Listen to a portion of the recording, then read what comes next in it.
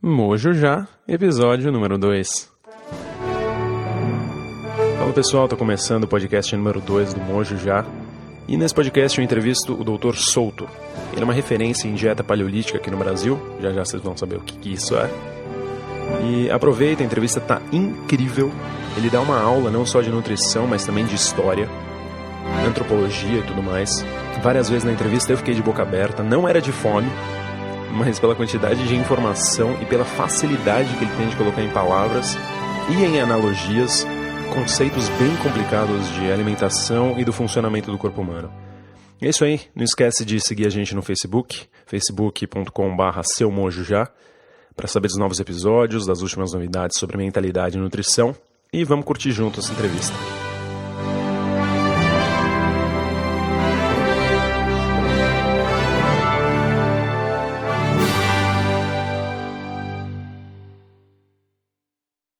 Olá galera, nosso convidado de hoje é o Dr. José Carlos Souto, uma referência no Brasil no que diz respeito à nutrição paleolítica ou à dieta low carb. Para os íntimos pode ser a dieta paleo. E ele tem um dos melhores blogs sobre o assunto em português hoje no ar. Ele é formado urologista pela Universidade Federal do Rio Grande do Sul e tem pós-graduação em patologia experimental no Brasil e nos Estados Unidos. Dr. Souto, primeiramente, seja bem-vindo ao podcast Mojo Já. Eu queria que você falasse um pouco sobre você, um pouco como é que você teve contato com a dieta paleo, já estou me considerando um íntimo da dieta aí, e por que você se interessou por ela, e vamos lá, mais uma introdução aí.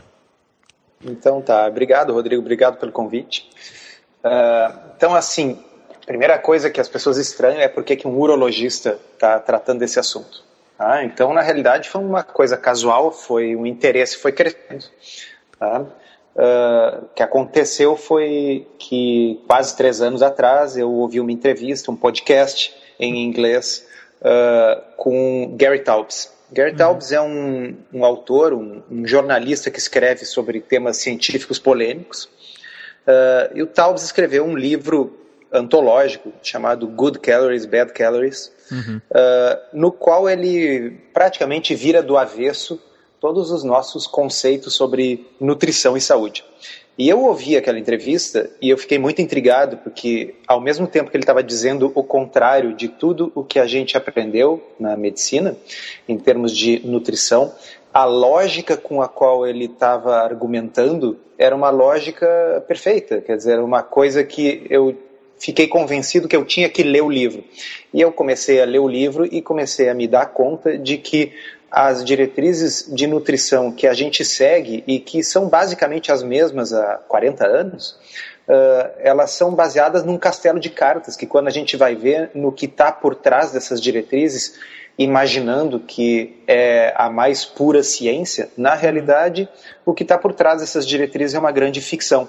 E no momento que eu descobri isso, eu não consegui mais parar de estudar o assunto, porque, vamos combinar, Rodrigo, é incrível que com décadas desse tipo de orientação, pessoas inteligentes, profissionais, capacitados, não tenham se dado conta de como falta base científica para aquilo que nós estamos praticando. Embora o resultado ruim devesse nos dar uma dica, quer dizer, as pessoas estão seguindo orientações que foram postuladas aí há 40 anos e o que nós temos é uma epidemia de obesidade, diabetes e síndrome metabólica como nunca houve antes na história da humanidade. Então, a gente já deveria suspeitar que algo está errado com essas diretrizes, tá certo? E essas diretrizes, elas são veiculadas basicamente nos veículos de mídia, né? A gente tem isso na TV, a gente tem isso... E os próprios médicos fazem parte disso. Por isso que a população acaba perdida. Então, quer dizer, eu ouço que eu tenho que comer pouca gordura, que eu tenho que comer uma alimentação onde eu como grãos integrais, e isso é ser saudável. Então, eu tenho que me exercitar por 2 horas na academia. Então, qual que é essa alternativa? O que esse autor falou para você que foi tão diferente? Pois então, a primeira coisa que ele questiona é o dogma mais fundamental que a gente tem quando estuda obesidade e emagrecimento, que é o dogma do balanço calórico. O que é o dogma do balanço calórico? Basicamente que a obesidade deriva exclusivamente de consumir mais calorias do que se gasta. Tá? E sempre que se fala sobre isso dentro da medicina, é comum encadear isso com a seguinte frase: e quem quiser negar isso vai estar negando as leis da termodinâmica. Quer dizer, bom, se está entrando mais calorias do que está saindo, evidentemente a pessoa vai engordar e o problema é esse. Mas o que esse autor mostra é o seguinte: não, que nós não estamos negando a termodinâmica, o que nós estamos focando numa coisa que é só descritiva, sem abordar a causa. Vamos explicar isso com um exemplo que vem desse próprio autor. Uma criança que está crescendo. Tá? A criança em crescimento, ela naturalmente tem que ter um balanço calórico positivo. Em outras palavras, ela vai comer mais do que ela gasta. Caso contrário, ela não cresceria. Isso é inquestionável. Mas e se essa criança tiver uma deficiência no hormônio de crescimento? Ela vai estar destinada a ser um anão. Ok? Então, por mais que ela coma, ela nunca vai crescer, a não ser que ela receba este hormônio que ela não possui. Então, o que causa o crescimento é o hormônio do crescimento. Comer mais é uma consequência do crescimento e não uma causa. Então, nós não estamos negando a termodinâmica. De fato, é necessário comer mais para poder crescer, mas não se cresce porque se come. Come-se porque se está crescendo. No momento que eu li e compreendi isso imediatamente me lançou aquela confusão, assim, puxa, nunca tinha pensado por esse ângulo.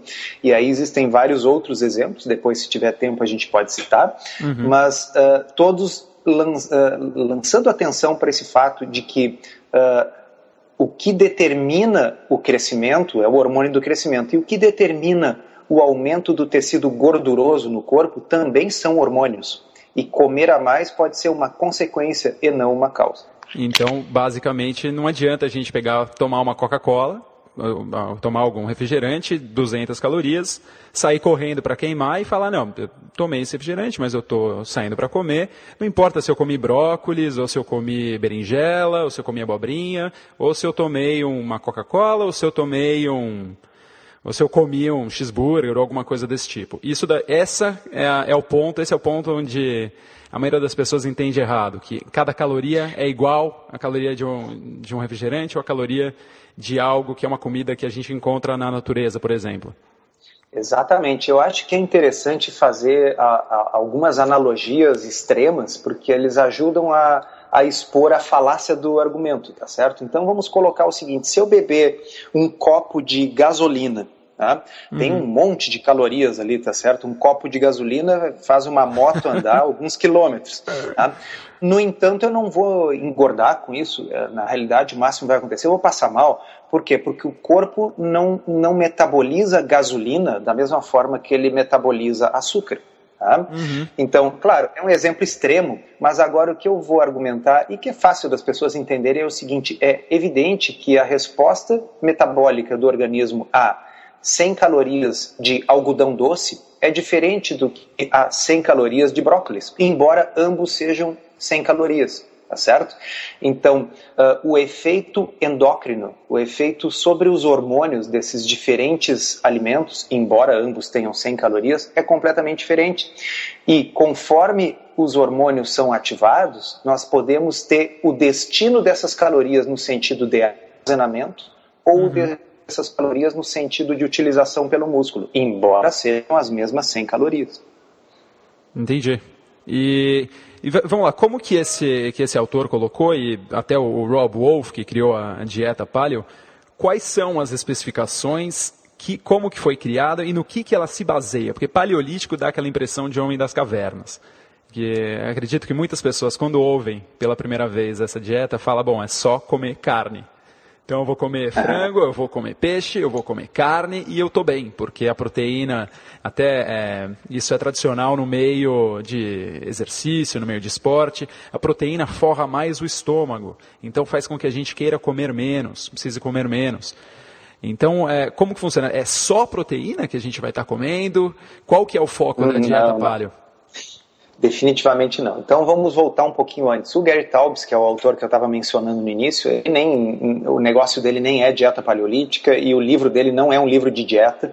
O livro dele é um livro de crítica científica no sentido de mostrar com dados, com evidências e com estudos como esse paradigma nutricional que nós vivemos está completamente equivocado e baseado em fantasia e não em ciência. Bom, a história da dieta paleolítica, para mim, foi uma coisa que veio aos poucos, veio depois. Tá? Seria, vamos dizer assim, uma evolução a partir desse raciocínio. Em termos desse raciocínio do Gary Taubes, o que nós temos que pensar é o seguinte: um menino, uma criança crescer é o hormônio do crescimento, assim como o que transforma uma criança do sexo feminino numa mulher, os hormônios femininos, o que faz com que nós vamos dirigir as coisas no sentido do armazenamento é fundamentalmente a insulina. Tá? Então, a insulina é um hormônio que a maioria das pessoas que estão nos ouvindo associam com açúcar e com diabetes, tá certo? O diabético precisa fazer injeções de insulina. Sem dúvida. Na realidade, a insulina é um hormônio que tem múltiplas funções. Tá? A principal função dele é a retirada do açúcar da corrente sanguínea, dirigindo esta glicose para o interior das células. Tá? Mas a insulina também tem uma outra função, que é a de induzir, de produzir o armazenamento de gordura. Então, quando nós consumimos uma dieta que eleva o açúcar no sangue, isso faz com que a nossa insulina aumente, para poder tirar esse açúcar da corrente sanguínea. E este aumento da insulina, além de tirar o açúcar da corrente sanguínea, produz o armazenamento de gordura. E o que faz subir o açúcar no sangue? É o consumo de carboidratos. Carboidratos significa o próprio açúcar,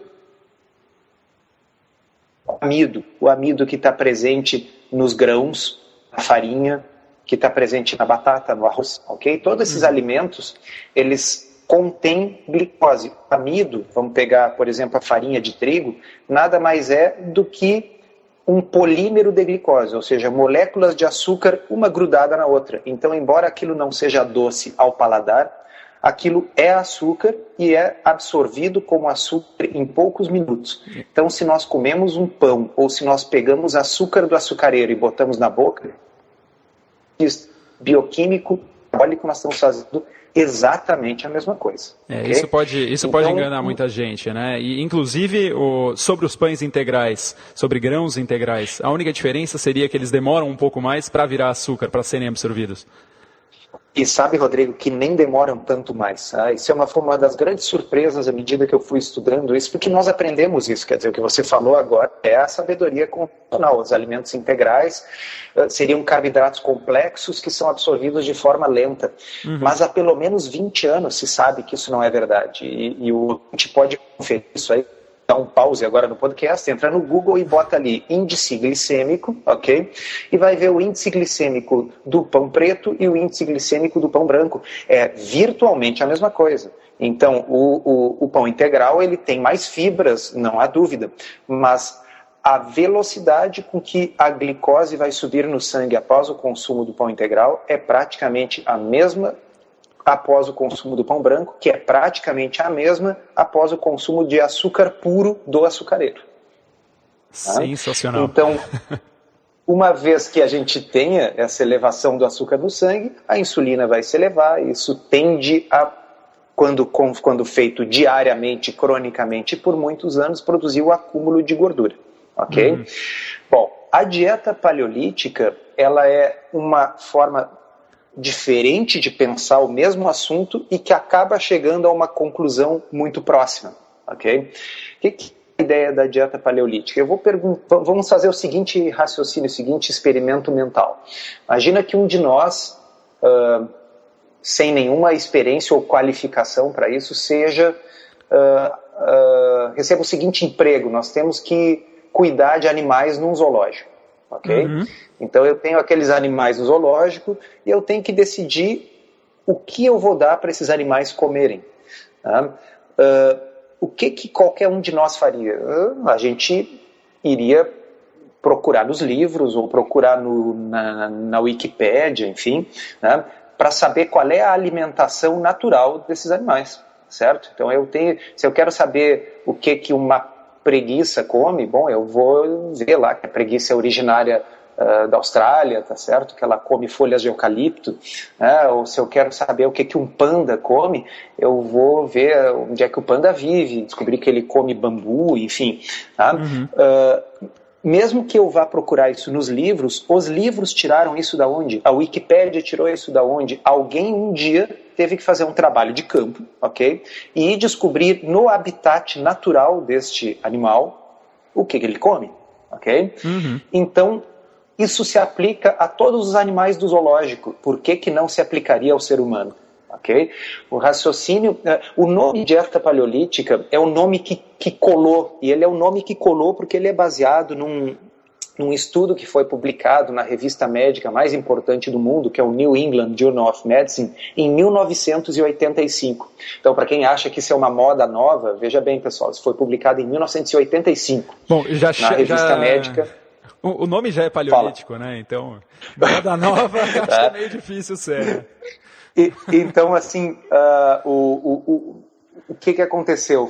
Nesse estudo, em 1985, um autor chamado Boyd Eaton fez uma pesquisa de campo com sociedades que tinham um estilo de vida ainda de caçadores-coletores, com pouco contato com a civilização. Descobriu que essas pessoas eram virtualmente livres das doenças crônicas e degenerativas que hoje em dia são o grande flagelo da humanidade: diabetes, câncer, obesidade, síndrome metabólica, Alzheimer. E ele investigou o que essas pessoas comiam, e chamou a atenção dele que elas comiam coisas muito diferentes em diferentes partes do mundo, mas havia algo em comum: o que elas não consumiam. Nenhuma dessas sociedades consumia os produtos da agricultura, afinal eles eram caçadores-coletores, tá certo? Eles não eram agricultores. Eles não tinham açúcar, eles não tinham produtos refinados, eles não tinham farinha, eles não tinham grãos na sua dieta. Tá? Então, se forjou depois disso o termo dieta paleolítica. Por quê? Porque o paleolítico é o período anterior à invenção da agricultura. Tá? É o período no qual o ser humano vivia em condição natural, integrada ao seu meio natural e, teoricamente, se alimentando da mesma coisa que se alimentou por milhões de anos durante a evolução. E pelo mesmo motivo que uma vaca come capim, tá certo? Ela ocupa esse nicho ecológico, ela evoluiu por milhões de anos até se tornar uma máquina exímia em processamento de gramíneas, de capim. Da mesma forma que o leão evoluiu por milhões de anos como um predador, ele é um predador perfeito, ele tem os dentes para isso, o intestino para isso, o corpo adaptado para correr mais rápido do que a sua presa. O ser humano, ele foi moldado pelo ambiente no qual ele evoluiu. E essas doenças crônico-degenerativas, evidentemente, elas se originam do quê? Do descompasso entre o nosso estilo de vida atual e o que os nossos genes esperam, tá certo? Aquilo com o qual nós evoluímos. Então, não se trata de tentar viver como um homem das cavernas. Esse nome, dieta paleolítica, ele acaba tendo assim um quê de jocoso, tá certo? Ele se presta a piadinhas. Mas se trata, isso sim, de tentar ter uma visão evolutiva, darwiniana, sobre a saúde e sobre a dieta. Então, bom, antes de sair por aí procurando uma caverna e morar na floresta, então é melhor fazer algumas perguntas aqui. Uma coisa que vem aqui na cabeça é o seguinte: mas nossos antepassados, os homens das cavernas, a galera que a gente tem essa imagem que pegava o taco de madeira, batia na cabeça da mulher e arrastava para dentro da caverna, esse pessoal, eles não viviam pouco? Eles não viviam por volta de 30 anos, que é a média que se tem hoje? Por que a gente deveria simular uma dieta com base nesses dados que a gente tem, visto que hoje a humanidade chegou num nível mais alto hoje de estimativa de vida, os alimentos processados alimentam muitas pessoas no mundo inteiro, isso é considerado uma evolução, a própria agricultura. Isso não seria voltar no tempo? Pois é, Rodrigues, é uma excelente pergunta. Bom, primeiro, como a gente acompanhou aí essa semana na situação do futebol aí no Brasil, essa história de um taco bater na cabeça da pessoa mostra que o ser humano não mudou muito nos últimos milhares de anos, tá certo? Sem dúvida. Mas assim, essa ideia de que se vivia até os 30, até os 40 anos, ela se origina de uma confusão entre expectativa de vida média e longevidade. Tá? Então, a expectativa de vida média, como o nome diz, é uma média. Tá? E durante a antiguidade, durante o neolítico e durante o paleolítico, tá certo?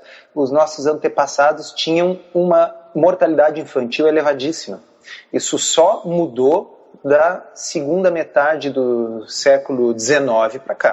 Tá? Uhum. Então, quando 1/3 ou mais das pessoas morria ainda na infância, vítima de doenças parasitárias, de infecções, de acidentes, enfim, da simples ausência da medicina moderna e do saneamento.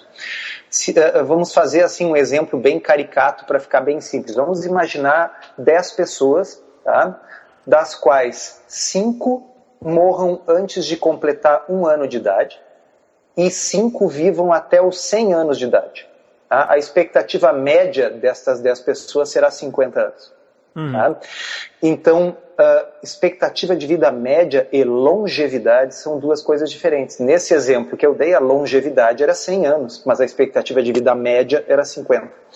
Então, a expectativa de vida média dos nossos antepassados era muito baixa porque a mortalidade infantil era muito alta. Tá?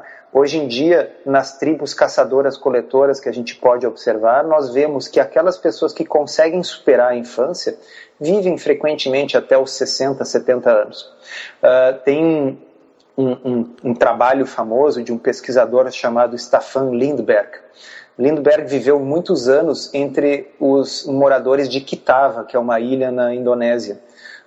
E esses moradores de Kitava, que têm um estilo de vida caçador-coletor, eles têm inclusive centenários vivendo entre eles. E com um detalhe interessante, essas pessoas que chegam a uma idade avançada, elas chegam a essa idade avançada sem as doenças crônico-degenerativas que afligem as pessoas que vivem na nossa civilização. Então, são pessoas... o que nós temos que evitar é essa confusão entre longevidade e expectativa de vida. Dito isso, existem vários estudos e, mais uma vez, eu convido o ouvinte interessado a fazer essa pesquisa na internet, que mostram que após a adoção da agricultura, cerca de 10 mil anos atrás, houve um decréscimo na saúde da população e não uma melhora. Vamos repetir isso. Nós não podemos comparar a saúde e a expectativa de vida das pessoas do Paleolítico com a nossa. Okay? Isso é uma comparação ridícula e injusta. Nós estamos vivendo numa sociedade tecnológica, com medicina, com saneamento. Okay? Uhum. Então nós temos que comparar como era a saúde 15 mil anos atrás com a saúde 6 mil anos atrás. O que entra aí também é qualquer machucado, qualquer ataque de alguma presa, alguma coisa, não existia medicina suficiente para cuidar de algum tipo de acidente que aconteceu com a pessoa, não é isso? Claro, não existia a vacina do tétano, certo? Uhum. Não tinha antibiótico. Qualquer acidente poderia ser fatal. Quebrou um osso, bom, já não tem como levar aquela vida nômade, já não tem como fugir de um predador, é como a vida dos animais selvagens, tá certo? O leão que tá velho e começou a perder os dentes, ele morre de fome, tá certo? Um de nós que fique velho, bom, vai ter alguém para nos dar uma comidinha pastosa, né? Então, nós sem não muito temos carboidrato, né? Opa. Sem muito carboidrato, de preferência. Então, um último elemento, assim, para esgotar esse assunto existem estudos antropológicos mostrando que no Paleolítico a altura média dos homens era 1,77 m. Tá? E após a adoção da agricultura caiu para 1,61 m de altura média. E a altura é uma das melhores formas de ver em fósseis, em ossos de antepassados, a saúde, porque na realidade não tem como ter 1,80 m de altura se não teve uma boa nutrição durante a infância, tá certo?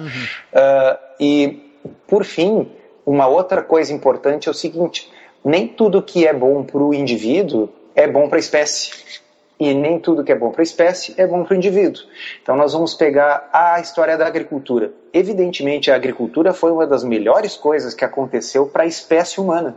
Também permitiu que o ser humano deixasse de ser meia dúzia de tribos nômades para começar a ter um número maior de filhos, começar a formar cidades, começar a ter especialização do trabalho, desenvolver a arte, a escrita, enfim, para que nós nos tornássemos o que nós somos hoje. Mas isso não significa que tenha sido bom para a saúde do indivíduo, tá certo?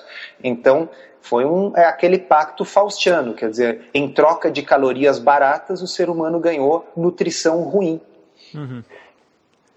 Então, bom, nós temos aqui que a dieta paleo não é algo novo, por mais que pareça, por mais que seja a primeira vez que o ouvinte está tendo contato com ela. Vem de muito tempo atrás, me corrija se estiver errado, mas basicamente estamos emulando o que o nosso corpo foi feito para comer pela natureza.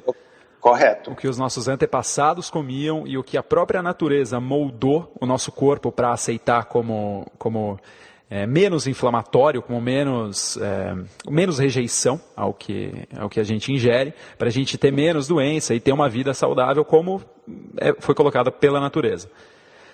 Bom, falamos sobre a história e agora, afinal, o que é? Porque eu imagino que o pessoal esteja querendo saber. Afinal, então, tudo bem. Comida natural, comida de verdade, o que é? Tem comida de verdade, comida faz de conta, que o pessoal fala. Então, enfim, o que é? O que são as comidas paleolíticas? O que a gente deve comer e o que a gente não deve comer? Churrasco pode, cerveja pode, linguiça, tem que tomar cuidado com a gordura. Vamos lá, então.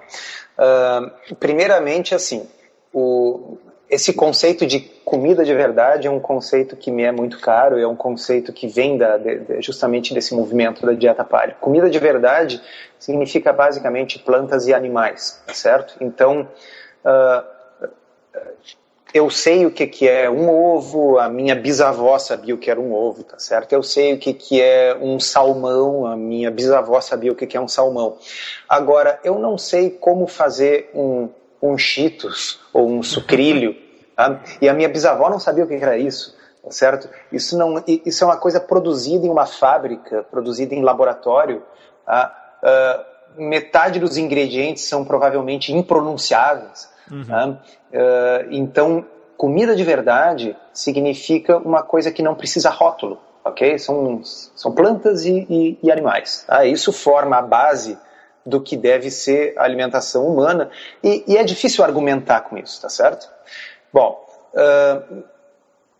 uma dieta paleolítica, ok? Ela é baseada, então, em carnes, peixes, aves, ovos, salada, vegetais em geral, tá? Mas ela não inclui os grãos. Por que não os grãos? Por que esse preconceito com os grãos, tá certo? Tadinhos deles. Então, tadinhos. Do ponto de vista evolutivo, entra esse aspecto que nós falamos, que o ser humano come e comeu desde sempre essas coisas que eu falei até aqui. Mas os grãos, eles foram uma introdução posterior. E aí alguém pode dizer, tá bem, mas faz 10 mil anos que as pessoas comem grãos. Então é interessante ter em perspectiva os tempos em que a evolução ocorre, tá certo? 10 mil anos parece muito para nós que vivemos menos de 100 anos.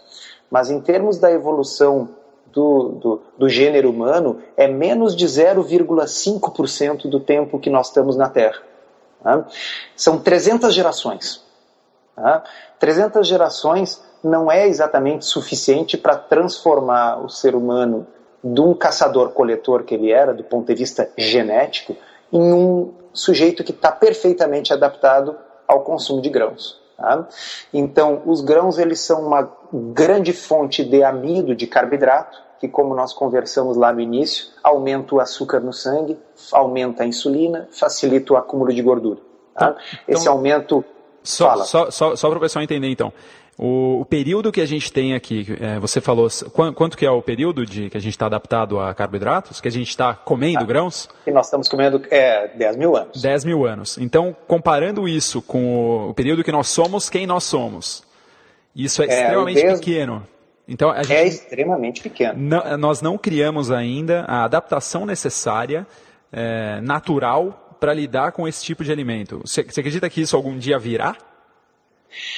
Eu acho isso um pouco complicado pelo seguinte, a evolução ela atua sobre aquilo que influencia a nossa chance de passar nossos genes para a próxima geração, tá bem? Então, os problemas advindos do consumo de grãos, eles são problemas que vão se manifestar, em geral, numa idade em que a pessoa já teve os seus filhos. Tá? Então, isso vai nos deixar obesos, diabéticos e com doença cardíaca aos 50, aos 60 anos de idade.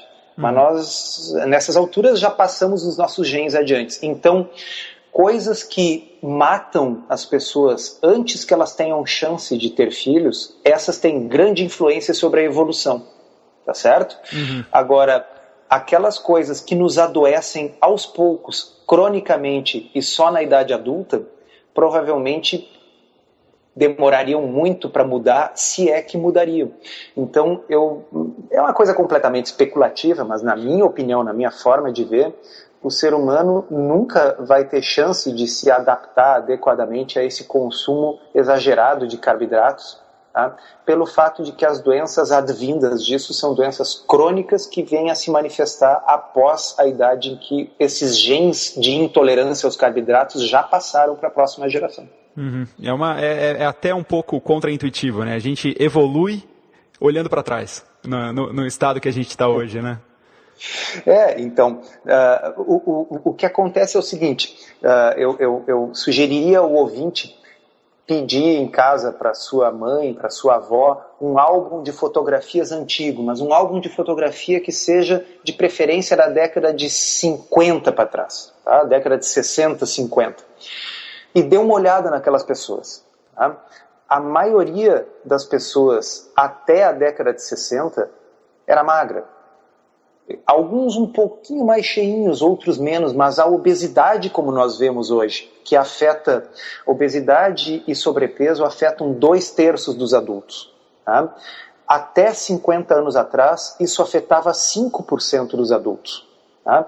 Pode ser que vocês imaginem que nós somos geneticamente diferentes do que há 10 mil anos atrás, mas nós não somos geneticamente diferentes do que há 2 gerações atrás, na década de 50, ok? E, no entanto, por que eles eram magros sem nem mesmo tentar? E por que nós temos dificuldade de emagrecer mesmo tentando, tá certo? É só parar para pensar que nós temos que ver que algo de muito errado numa escala nacional e internacional aconteceu nos últimos 40, 50 anos. E não foi na genética. E vale lembrar que eles não sabiam nem o que era caloria, né, naquela época. Sim, nem sabiam o que era caloria. Esse conceito de calorias, é bom lembrar, ele é um negócio que veio da física, mais especificamente de máquinas a vapor. Okay? Uma caloria é a quantidade de energia necessária para aumentar um litro de água em 1 grau nas temperaturas e pressão normais, enfim, esse tipo de coisa. O que é um negócio que é muito estranho quando aplicado ao corpo humano, porque, deixa eu abrir até um parênteses aqui, quando a gente olha num rótulo de uma embalagem de um alimento, tá bem? E diz ali que aquilo contém 100 calorias. A forma como o fabricante chegou a essa conclusão é porque alguém, décadas atrás, pegou, vamos dizer, 100 gramas de farinha de trigo e incendiou dentro de um calorímetro, ok? Viu quanto calor que aquilo gerava e aí calculou o número de calorias. Isso parte do pressuposto de que o nosso corpo funciona como um calorímetro, de que nós conseguimos incinerar a comida. O que não é verdade. Eu volto a dar o exemplo da gasolina. Um copo de gasolina tem uma grande quantidade de calorias, mas não tem nenhum efeito calórico no corpo humano. Tá? Proteínas, por exemplo, quando nós consumimos, o efeito calórico delas no corpo é muito menor do que a mesma quantidade de carboidratos, porque as calorias elas são metabolizadas de uma forma diferente. O corpo gasta calorias para poder digerir e metabolizar as proteínas, de uma forma que ele não gasta para metabolizar os carboidratos. Então, é diferente de um calorímetro. A ideia de calorias é uma ideia ingênua, que não é oriunda da biologia e que não funciona adequadamente em biologia. Não, é aquela história, né? Biologia não é matemática, biologia é biologia. Ela não funciona como não funciona dessa mais forma. Você pode muito bem... Assim, então, é verdade que o número de calorias que entra tem que ser semelhante ao que sai, tudo bem, mas o efeito endócrino e o efeito calórico de diferentes alimentos, diferentes composições de macronutrientes no corpo é completamente diferente do que se eu jogar eles dentro de um calorímetro e tocar fogo. É diferente. Quer dizer, você poderia até tratar por gramas. Então, vamos parar de falar em caloria, vamos falar em gramas. Gramas de carne, gramas de... E a coisa vai ficando, Rodrigo, cada vez mais complexa à medida que a gente estuda. Por exemplo, duas pessoas consumindo exatamente o mesmo número de gramas do mesmo alimento podem ter efeitos calóricos diferentes, por exemplo, dependendo da flora intestinal de cada um. Tá? Porque alguns de nós têm bactérias que são mais eficientes em extrair energia do alimento que nós comemos. Então essas calorias vão para as bactérias e não para nós. Tá? E outros de nós temos outra flora. E existem estudos mostrando que se a gente pegar um camundongo obeso e um camundongo magro e transferirmos a flora intestinal do camundongo obeso para o camundongo magro, o camundongo magro engorda. Tá bem? Então a coisa é tão mais complexa do que simplesmente quantas calorias tem nesse pacote, que é por isso que eu me fascinei pelo assunto, entendeu? O fascínio pelo assunto, no fundo, eu posso resumir assim: como é possível que tanta gente inteligente esteja coletivamente iludida por tantas décadas? Sensacional, é incrível, é realmente... É algo que é difícil de acreditar, depois de tanto tempo, tanta gente fazendo pesquisa, ainda são poucos e ainda está num nicho pequeno. Essas pessoas que se preocupam em ir atrás, se preocupam em realmente entender o que está por trás da mídia, o que está por trás das informações que a gente recebe de comer, quais são as grandes indústrias que estão montando essas pesquisas que a gente tem sobre a alimentação. E o que me leva agora a falar sobre a vilã de toda dieta, que é ninguém menos do que a gordura. Que, afinal, todo mundo sabe que a gordura tem muito mais caloria do que a proteína e do que o carboidrato, então, logicamente, a gordura engorda. E a gordura tem até o nome de gordura, então a gordura que a gente come, ela entra aqui do lado, fica na minha pança, faz meu pneuzinho. Então, obviamente, é lógico, porque chama gordura, e a gordura tem mais caloria, a gordura faz mal. Tá correto, doutor Souto? Pessoal, não sei se vocês perceberam, mas ele está sendo irônico, tá?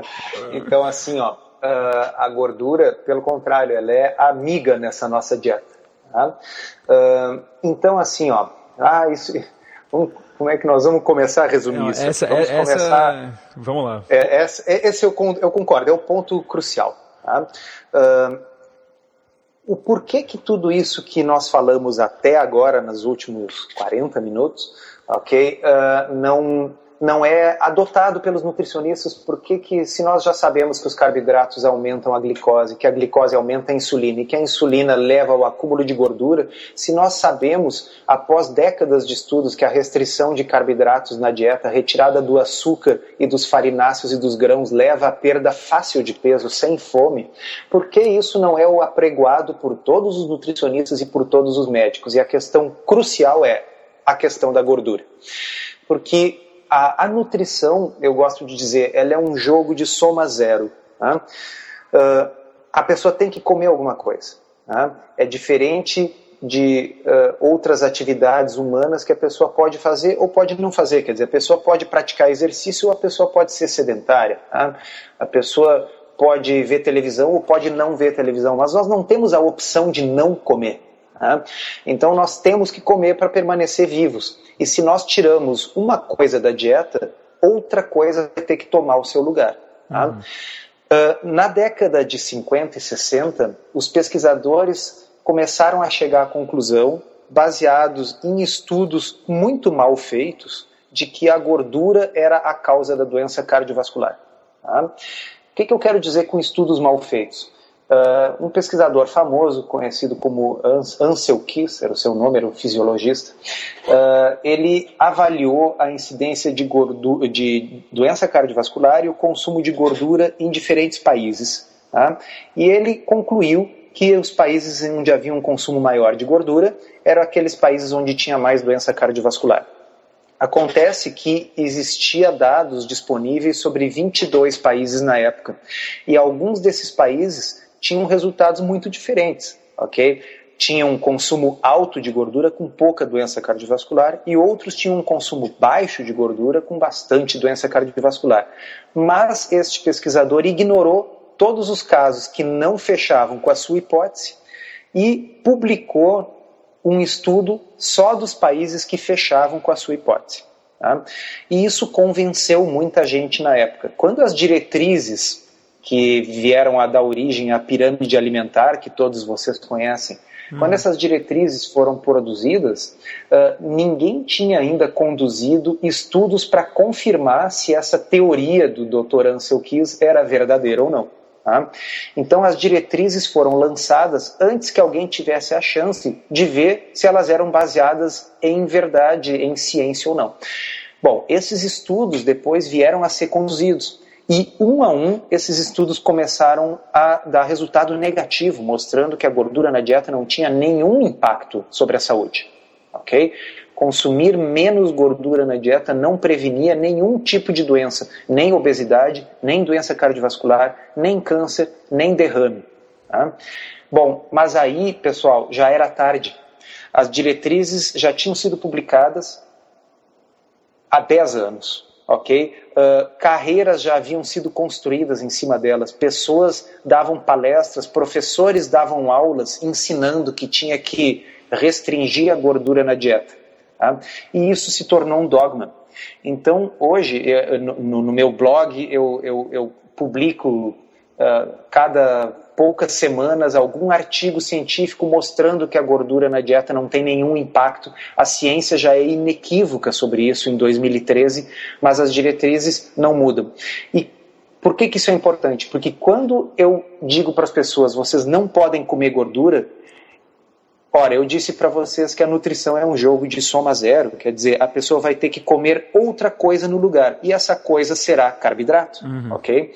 Então, se as pessoas não podem comer um omelete, não podem comer ovos mexidos no café da manhã, elas vão substituir por aquilo que a nutricionista disse que é saudável. Uma torradinha.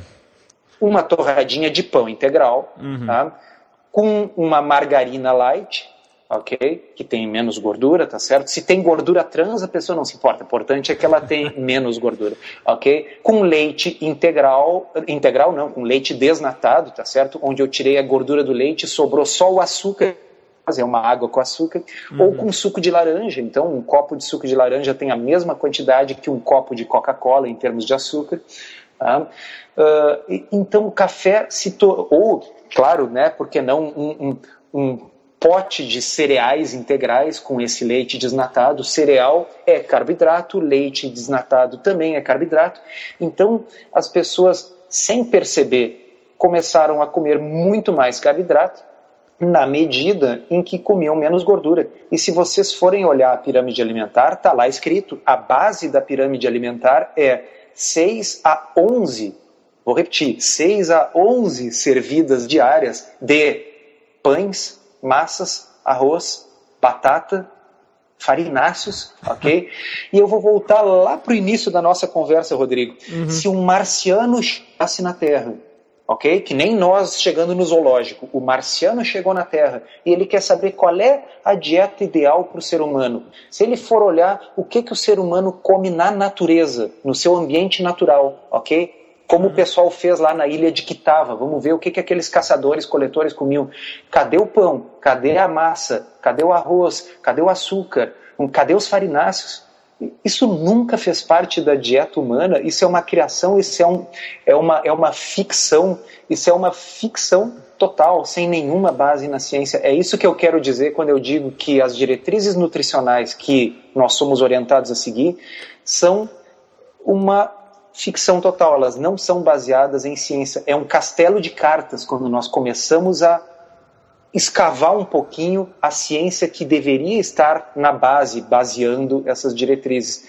Doutor, o ser humano está comendo uma coisa que foi criada por nutricionistas que não faziam a menor ideia do que era a dieta humana que deu origem à espécie. Doutor Souto, daria para a gente falar que as pessoas estão sendo realmente mal instruídas e que a culpa não é 100% delas? Daria para a gente tirar essa conclusão, então, de que o corpo humano ele não está com problema? Não é o seu corpo que está errado porque você está seguindo, porque você não está seguindo as orientações certinhas do seu nutricionista, ou o que você vê na TV, ou o que você vê na revista. É a própria orientação que está... É o contrário, as pessoas estão na situação que estão porque elas estão seguindo a orientação que é dada pelo governo, pelo médico, pelo nutricionista. Eu vou colocar uma coisa que eu falo frequentemente para as pessoas quando eu converso sobre esse assunto, que é o seguinte: hoje, no século XXI, não existe ninguém que fume pensando que faz bem o cigarro, ok? Então a pessoa fuma porque ela gosta, porque ela sente prazer naquilo, porque ela quer, mas não com a ilusão de que seja uma coisa saudável. Tá? Então, eu não tenho a ilusão de que todo mundo que está ouvindo a nossa conversa, a partir de amanhã vai abolir o pão, a massa e o açúcar da sua dieta. Eu não tenho essa ilusão. O que me preocupa é que as orientações que os médicos, os nutricionistas e o governo dão seriam o equivalente a dizer para as pessoas que o cigarro faz. Então a pessoa está querendo melhorar a sua saúde e o governo está dizendo fume mais. Tá? É isso, a pessoa está com excesso de peso, ela está diabética. E aí a pessoa então vai fazer o quê? Vai seguir as orientações nutricionais das autoridades no assunto. E essa orientação consiste em comer açúcar nas suas várias apresentações. Cereais, pão, massa, suco de laranja, tá certo? Então, se a pessoa não está preocupada, se a pessoa sabe que aquilo está lhe fazendo mal e opta por mesmo assim fazer, é um direito, nós vivemos numa sociedade livre, mas o que eu não consigo aceitar é que as pessoas que estão tentando melhorar a saúde não consigam.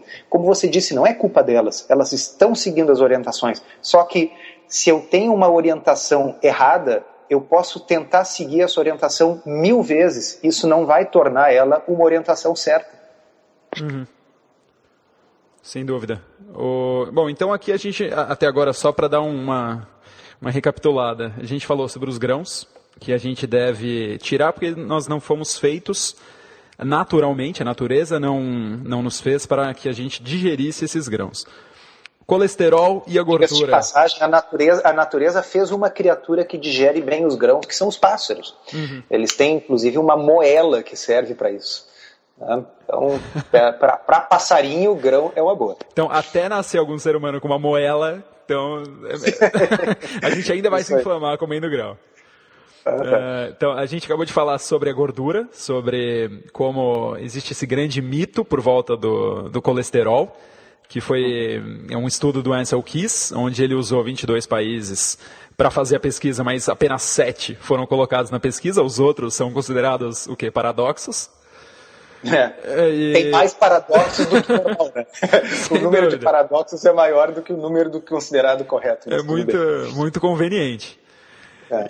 Então, mas como que a gente pode, então, vamos lá, vamos supor que a pessoa que está ouvindo, o nosso querido ouvinte aqui do Mojo, ele tá com o Mojo agora, ele quer tomar alguma decisão para a vida, ele quer mudar. Ele viu, então, então eu não posso comer carboidrato, eu posso comer gordura, então eu vou lá no churrasco, eu vou comer um monte de linguiça, então. Eu vou comer gordura, então é gordura e carne. Gordura, carne e salada. Dá um exemplo, eu acho que seria bacana a gente ter um exemplo de uma alimentação diária, 1 dia, 2 dias, o que comer no café da manhã, o que comer no almoço, porque acaba restringindo muito. Você fala para tirar pão, você fala para tirar massa, você fala... É difícil, ainda mais aqui no Brasil. Rodrigo, uma coisa que eu acho que é importante para as pessoas se darem conta é assim... é natural, da psicologia do ser humano, se focar mais sempre naquilo que não pode fazer, tá certo? Então, como eu brinco, assim, se a gente quer que um filho não mexa numa gaveta, aquela gaveta vai se tornar o objeto do desejo, porque ali deve ter algo maravilhoso, tá certo? É a gaveta que ele não pode mexer, ele vai querer mexer naquela gaveta. Até então, eu quero mexer na gaveta agora. Exatamente. Então, é natural quando a gente diz, olha, não pode comer pão, não pode comer massa, não pode comer arroz, não pode comer açúcar, e a pessoa diz assim, meu Deus, a vida perderá o sentido com isso. Tá? Então, eu acho mais útil as pessoas se focarem naquilo que elas podem comer. E ali estão incluídas coisas deliciosas, saborosíssimas, que elas achavam que lhe fazia mal, tá certo? Então, o exemplo que você deu, um churrasco, uma picanha, tá certo? A pessoa pode comer ali a sua galinha assada com pele, sem problemas. Tá? Pode comer os seus ovos sem problema. Tá? Então, assim, é interessante se focar naquilo que pode ser comido. O que seria uma alimentação típica? Bom, ela é, sim, diferente daquilo que a pessoa vinha fazendo. Mas aí eu digo assim, se você está insatisfeito com o seu peso ou com a sua saúde, seria ingênuo pensar que você poderia continuar fazendo a mesma coisa que lhe fez ficar assim e deixar de ficar assim magicamente. É evidente que vai ter que ser diferente do que aquilo que a pessoa vinha fazendo até agora e que produziu o resultado indesejado. Certo? A gente sempre cita Einstein nessa. A gente sempre cita Einstein aqui nessa, né? Definição de insanidade, Rodrigo. Exato. É continuar fazendo a mesma coisa esperando que o resultado seja diferente. Né? Então, assim, não tem sentido. Um café da manhã típico seria um café com um omelete, com ovos mexidos, por exemplo. O ovo é uma coisa muito versátil e nutritiva nesse contexto. Vale hoje lembrar de manhã... que é inteiro, né? Muitas pessoas tiram a gema do ovo. Não, pelo amor de Deus, se tiver que tirar alguma coisa, é a clara, né? Então, assim, a gordura é a nossa amiga numa dieta de baixo carboidrato. É na gema que estão os nutrientes todos mais importantes do ovo. Então, sim, não é o ovo inteiro. Vou dar um exemplo assim do café da manhã pouco convencional, que é o que eu tomei hoje. Eu tomei uma xícara de café preto, ok? E aqueci uma carne moída com vagens que tinha sido feito na véspera, tá certo? Estava guardado no potinho, na geladeira, mas eu disse assim, mas isso é almoço, não é café da manhã? E eu digo assim, mas aonde que está escrito isso? Está nos 10 mandamentos? Está nas tábuas de Moisés? Tá certo? Nós definimos o que nós vamos comer a cada momento e nada impede que eu aqueça o estrogonofe da véspera e coma no café da manhã, tá certo? Nada impede que eu pegue um bifinho de frango e faça na chapa para comer no café da manhã. Tá? São muitos paradigmas sendo quebrados em uma só entrevista. É verdade. Bom, paciência. Esse é o objetivo, não é mesmo? Exato. Exatamente. Então, a refeição ela deve ser uma refeição que tenha proteína, uma refeição que tenha gordura, ok? E ela é uma refeição com poucos carboidratos refinados, especialmente. Tá? E aí a pessoa vai dizer assim, posso comer uma fruta? Sim, mas eu sugiro que não seja a fruta a única coisa a ser consumida no café da manhã. Então as frutas elas contêm açúcar, ok? Algumas mais do que outras. Uma pequena quantidade de açúcar, aquela que está presente nas frutas que tem pouco açúcar, vamos dar um exemplo, um morango, uma ameixa, um melão, tá certo? Essas frutas que têm pouco açúcar, elas estão incluídas numa dieta paleolítica, mas elas, de preferência, devem ser consumidas como sobremesa e não como refeição principal. Por quê? Vamos dar uma analogia. Se a pessoa beber álcool de estômago vazio, ela vai ficar tonta bem mais rápido do que se ela beber álcool de estômago cheio, tá certo? Por quê? Porque o estômago cheio faz com que a absorção do álcool seja lenta, então o efeito desse álcool no organismo vai ser muito menor. Se eu consumir frutas de estômago vazio, a absorção do açúcar vai ser muito rápida. Então esse açúcar no sangue vai subir, vai desencadear o que mesmo? A insulina, que nós queremos que fique baixa, ok? Então, isso não nos ajuda para quem está querendo perder peso, por exemplo. Mas também ocorre um outro fenômeno. Sempre que o açúcar no sangue sobe, depois ele desce. E quando ele desce, ele desencadeia a fome. Okay? E por isso que, se o ouvinte parar para pensar e vai pensar assim, olha, se eu como uma maçã de estômago vazio, 1 hora depois, 2 horas depois, é como se tivesse um buraco no estômago. Dá uma fome tremenda. Porque aquela maçã ela é rapidamente absorvida na forma de glicose no sangue, o açúcar no sangue sobe e depois cai. Se eu comer um omelete no café da manhã, o açúcar no sangue não sobe nada. Tá? Portanto, se não sobe, também não desce. E, obviamente, é uma alimentação muito mais saciante e a pessoa vai conseguir ficar sem fome até o almoço. Então, alguns poderiam dizer, bom, nesse caso a pessoa vai perder peso porque está comendo menos. E eu vou concordar, sim. Só que a diferença é que a gente come menos porque tem menos fome. A gente não come menos porque está passando fome. E essa é uma diferença fundamental, que é o que faz com que a dieta paleolítica seja uma dieta muito mais fácil de administrar do que a dieta tradicional, que consiste em pegar a mesma dieta que fez a pessoa engordar, só que dá essa dieta em pequenas quantidades a cada 3 horas.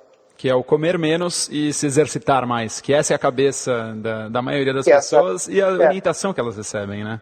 Exatamente. Então é pegar a mesma dieta cheia de carboidratos que fez a pessoa adoecer e simplesmente administrá-la em doses menores. Bom, se eu pegar uma coisa que faz mal e der uma dose menor, ela vai fazer menos mal, tá certo? De fato, se a pessoa comia 3.000 calorias de uma dieta ruim e ela passa a comer 1.800 calorias de uma dieta ruim, ela vai ter benefícios, tá bem? Agora, se eu posso comer uma quantidade que eu não preciso contar de calorias de uma dieta boa, gostosa e que vai me deixar sem fome e tendo como efeitos colaterais a perda de peso e a melhora dos meus exames, bom, eu não consigo imaginar por que não adotar essa segunda alternativa, né? Sem dúvida. E isso eu posso falar por experiência própria, dar um testemunho aqui que eu faço a dieta paleo já há alguns meses e você nota não só no físico, não só nos exames, mas no teu humor geral, né? Você nota na tua energia, você nota... Eu sempre tive problema para sair da cama. E essa é uma das primeiras coisas que mudou já. Então eu acordo com energia, eu tô com energia para fazer mais coisas, eu penso de forma mais clara. Isso é uma coisa que eu tenho notado aos poucos. E isso é normal, você vê várias pessoas que dizem passar pela mesma experiência.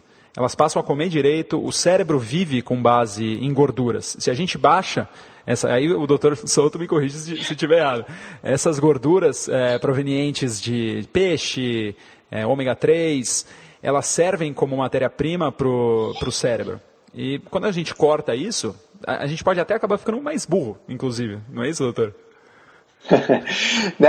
Assim, Rodrigo, a maior quantidade de calorias presentes no leite materno é de gordura, ok? E a gordura do leite materno, sinto dizer, não é vegetal, ok? A gordura do leite materno é animal e é saturada. Tá?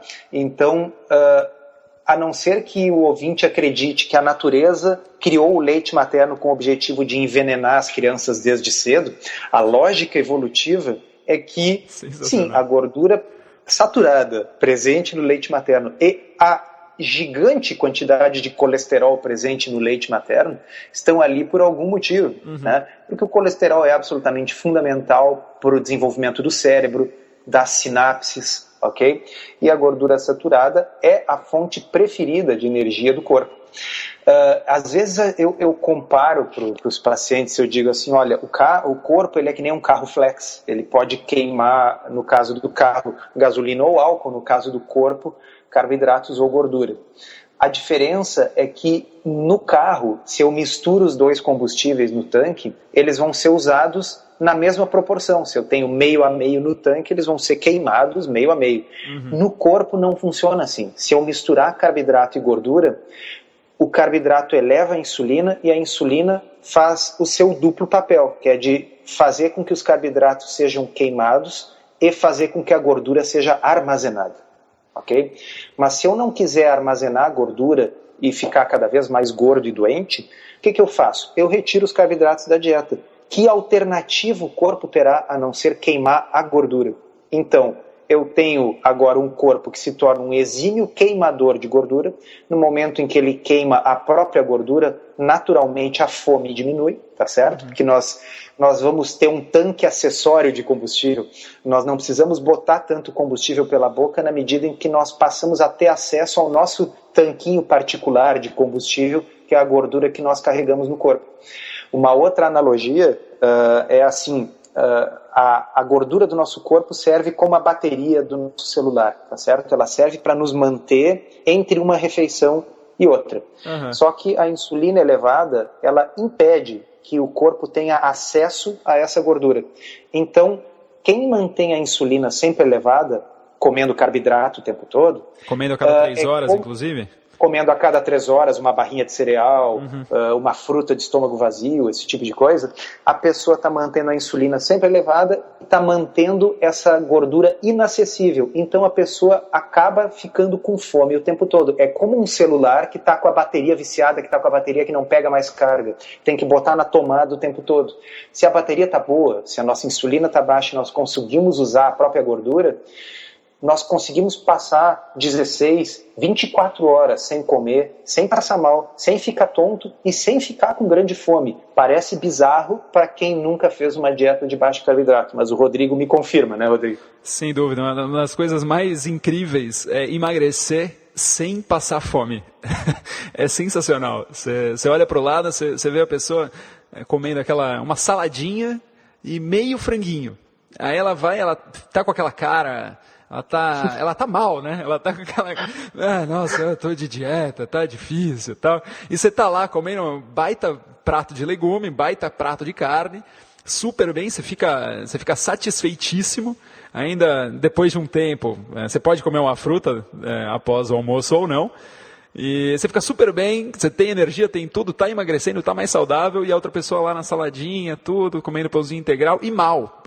A grande diferença é na cabeça. Você fica com mais mojo, você fica com mais energia, você fica com mais vontade de viver, de fazer. Esse podcast, eu posso falar que é fruto disso, inclusive.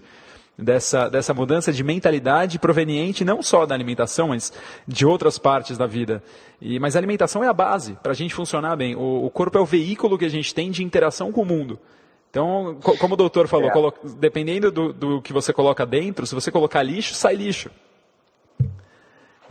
Então, assim, que realmente quem tem essa experiência se torna quase que um evangelizador, né, Rodrigo? Assim, a gente tem aquela necessidade de pregar isso, porque a gente vê assim, puxa vida, existe uma saída, ela não é uma saída que implica grande sofrimento. Sim, vamos admitir, assim, de fato, abandonar alguns hábitos é uma coisa que requer um esforço, mas qual é a coisa na vida que vale a pena que não requer um esforço? Só que esse é um esforço que é muito menor do que o benefício que a gente ganha, ok? E ele é um esforço temporário. Por que eu digo temporário? Para mim, um estilo de vida, dieta paleo, não é uma coisa temporária, é uma coisa para a vida toda.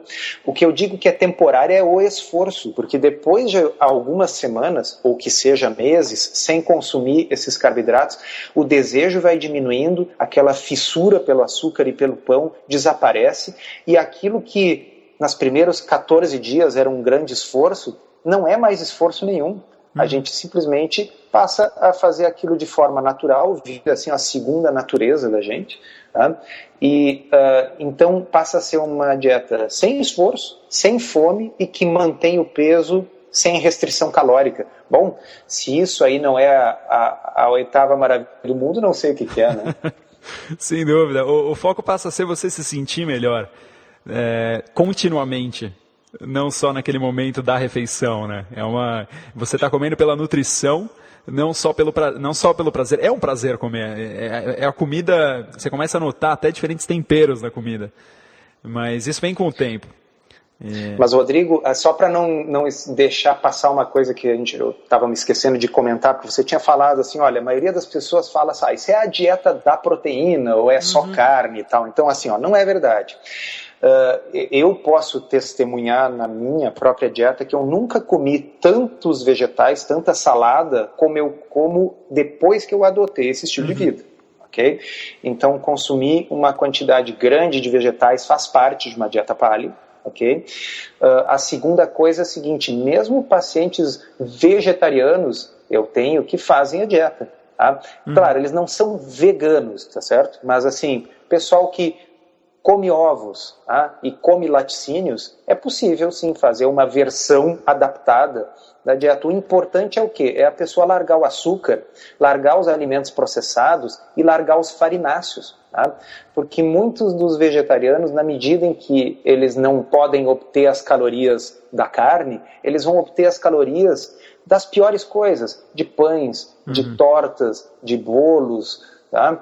Porque são produtos vegetais, não são produtos animais, mas são coisas que são péssimas para a saúde. Tá? Então, se essa pessoa puder obter suas calorias mais a partir de gordura, mesmo que seja de gordura, por exemplo, do abacate, da gordura de coco, da gordura de nozes, sementes e castanhas, ok? Além de laticínios, então, por exemplo, o queijo, tá certo? Então, é possível, mesmo pessoas que não comem carne, fazer. Bom, se a pessoa come, então, peixe, frutos do mar, é mais fácil ainda, tá certo? Então, é possível, é como a gente comentou lá no início, não existe uma única dieta paleolítica. Obviamente, os nossos antepassados que viviam na savana africana comiam muito diferente dos nossos antepassados que viviam na bacia amazônica. O ser humano comia aquilo que tinha pela frente. Só que o que tinha pela frente era sempre produtos naturais, não processados, sem açúcar e sem farináceos. Por quê? Porque essas coisas são produtos da civilização e, especialmente os refinados, são produtos da industrialização. Para não deixar passar mais uma analogia, que às vezes o pessoal diz assim, tá, refinado ou não refinado, que diferença faz? Então, eu gosto desse exemplo. Os índios dos Andes, há centenas, milhares de anos, eles mascam a folha de coca. Isso aí não parece trazer nenhum problema para eles. Agora, uma vez que a gente faça o refino da coca, bom, muda tudo, tá certo? Então, o corpo, ele pode estar preparado para digerir, para metabolizar a quantidade de determinado produto na quantidade que aquele produto aparece na natureza, na sua forma natural. Agora, nós não estamos evolutivamente, fisiologicamente preparados para uma sobrecarga dessas coisas refinadas, tá certo? Então, sim, o refinamento faz muita diferença e uma diferença para pior. Né? E, doutor, eu queria até falar um pouco do feijão, né, das leguminosas. Eu não sei, qual é o ponto, qual é a sua ideia sobre os leguminosos? Assim, a gente já está ficando meio em cima da hora aqui. Bom, eu penso assim, existem algumas coisas que são mais importantes que outras dentro desse estilo de vida. Tá? Então, se eu tivesse que escolher duas coisas, só duas, eu diria a eliminação do açúcar e a eliminação total dos grãos. Tá? Dos grãos, eu quero dizer dos grãos de gramíneas, do trigo, fundamentalmente. Tá? Agora, à medida que a gente vai evoluindo na dieta paleolítica, a gente vai vendo algumas sutilezas. E eu diria que as leguminosas, e só para o pessoal entender, em inglês existe uma separação, assim, legume é tudo aquilo que cresce em vagens. E esse é o significado da palavra legume do ponto de vista botânico. Mas no português, no dia a dia, a gente fala de legume como salada, né? Então, assim, leguminosas, quando eu estou falando aqui com o Rodrigo, significa aquilo que cresce em vagens. Então, feijão, lentilha, soja, essa turma, tá? As leguminosas, elas têm algumas lecitinas, ok, que podem afetar um pouco a permeabilidade do intestino e provocar inflamação. Nós nem tocamos muito ainda no assunto inflamação, né, Rodrigo? Mas o glúten presente no trigo, ele tem um efeito inflamatório no intestino e no organismo da maioria das pessoas, mesmo daquelas pessoas que não têm doença celíaca e não têm intolerância grave ao glúten. Mas níveis de inflamação crônica de baixa intensidade ocorrem em pelo menos 40% das pessoas que consomem glúten. Tá? E isso pode ocorrer em menor grau com as leguminosas. Então, dentro de uma dieta paleolítica, a gente também recomenda que a pessoa não consuma o feijão, a lentilha, a soja. Tá? Mas, por exemplo, nós estávamos falando antes sobre a pessoa, o vegetariano que resolve fazer uma dieta paleo, tá? É uma das situações onde eu recomendo, olha, nesse caso, de repente, come feijão, come lentilha, porque ali vai ter uma fonte de proteínas, já que é uma dieta que tende a ser mais pobre em proteínas pela ausência de animais, né?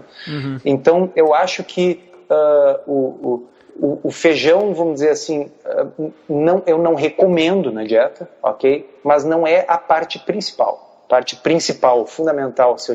Nós estamos falando com um público misto aqui, né, Rodrigo? Tem gente que nunca ouviu falar do assunto, tem outras pessoas que já têm uma ideia. Então vamos nos ater ao fundamental, a eliminação total do açúcar, a eliminação total do trigo e evitar as outras fontes de glicose, como batata, arroz, aipim, esse tipo de coisa. Perfeito, doutor. Bom, são tantos assuntos, a gente já tinha falado até sobre isso antes. Será um prazer tê-lo de novo aqui com a gente. Até acredito que você pode se tornar uma figurinha carimbada aqui do podcast. Foi um prazer tê-lo aqui. Muito obrigado. Eu que agradeço a oportunidade. Por compartilhar aqui o teu... É mesmo um mojo, é uma paixão que você tem pelo assunto e por ajudar as pessoas a ter uma orientação melhor com relação à alimentação. Queria que você deixasse o seu contato para quem quiser saber mais sobre você, para quem quiser saber mais sobre o mundo paleolítico. E deixar uma palavra de motivação aí para o pessoal poder encontrar o mojo aí mais fácil através da comida, para ter mais energia e motivação. Então, é fácil de me achar no Google, é só botar Souto e dieta no Google e vocês vão achar o meu blog, o site é www.lowcarb-paleo.blogspot.com.br. É um nome que então é mais fácil botar Souto e dieta, ou se botar dieta paleo, ou se botar dieta low carb no Google, vocês vão me achar sempre ali. Tá? A mensagem seria assim, é uma dieta que não implica fome, é uma coisa que pode ser mantida pelo resto da vida, como tudo na vida exige um período de adaptação, e o que eu sugiro é que as pessoas estudem sobre o assunto. Podem ler ali no meu blog, tem muita informação, tá? Eu tenho certeza que à medida que a pessoa estudar, vai se entusiasmar e não vai ter dificuldade em adotar esse estilo de vida e os seus vários benefícios. Ok, doutor. Muito obrigado. Vamos ficando por aqui. Esse foi mais um podcast Mojo Já. Até a próxima. Muito obrigado. Obrigado.